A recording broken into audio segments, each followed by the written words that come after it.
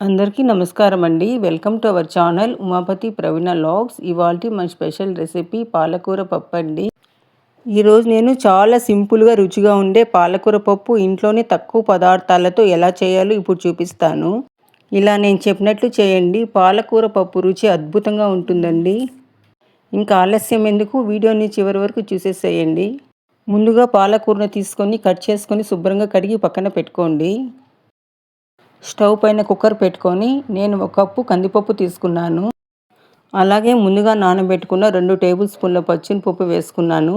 పచ్చిమిరపప్పు వేయడం వల్ల రుచి చాలా బాగుంటుందండి.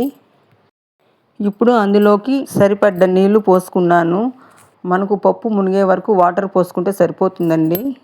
ఇప్పుడు ముందుగా కడిగి పెట్టుకున్న పాలకూర వేసుకున్నాను. ఫస్ట్ టైం నా ఛానల్ చూస్తున్నవారు ప్లీజ్ సబ్స్క్రైబ్ చేసుకొని పక్కనే ఉన్న బెల్ ఐకాన్ని క్లిక్ చేయండి. అలాగే అందులోకి కొంచెం చింతపండు కూడా వేసుకున్నాను. ఇలా డైరెక్ట్గా చింతపండు వేయడం ఇష్టం లేకపోతే చింతపండు కలిపిన వాటర్నైనా కొద్దిగా వేసుకోవచ్చు. ఇప్పుడు కట్ చేసి పెట్టుకున్న ఆనియన్స్ వేసుకోండి. అలాగే సన్నగా తరిగిన పచ్చిమిర్చి వేసుకోండి. పచ్చిమిర్చి సన్నగా తరిగి వేసుకోండి, కారం బాగా పడుతుంది. కొంచెం పసుపు కూడా వేసుకోండి. 1 టేబుల్ స్పూన్ దాకా కారం కూడా వేసుకోండి. ఇప్పుడు కుక్కర్ మూత పెట్టి 3 విజిల్స్ వచ్చేంత వరకు ఉడకనివ్వండి. 3 విజిల్స్ వచ్చిన తర్వాత ఇప్పుడు చూపిస్తున్నానండి. చక్కగా ఆకుకూర పప్పు ఉడికిపోయింది.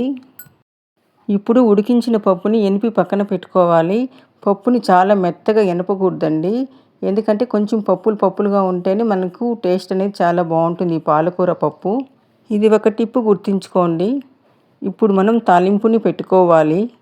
పెనం పెట్టుకొని అందులోకి 2 టేబుల్ స్పూన్ ఆయిల్ వేసి ఆయిల్ బాగా వేడెక్కిన తర్వాత కొన్ని ఆవాలు, కొంచెం జీలకర్ర వేసి అలాగే ఎండుమిర్చి, కరివేపాకు, వెల్లుల్లి వేసి కొంచెం వేగనివ్వండి. చివరిగా ఇంగువ యాడ్ చేసుకొని ఒకసారి కలిపి స్టవ్ ఆఫ్ చేసుకోవాలి. ఇంగువ వేసుకోవడం వల్ల రుచి చాలా బాగుంటుందండి.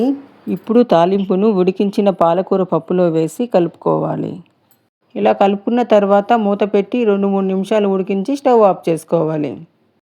అంతేనండి, ఎంతో రుచికరమైన పాలకూర పప్పు రెడీ అండి.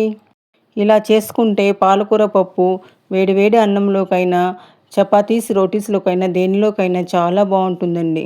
మీరు ఒకసారి ట్రై చేసి ఎలా వచ్చిందో ఫీడ్బ్యాక్ కామెంట్ బాక్స్లో కామెంట్ చేయండి. కామెంట్ చేయడం మర్చిపోకండి.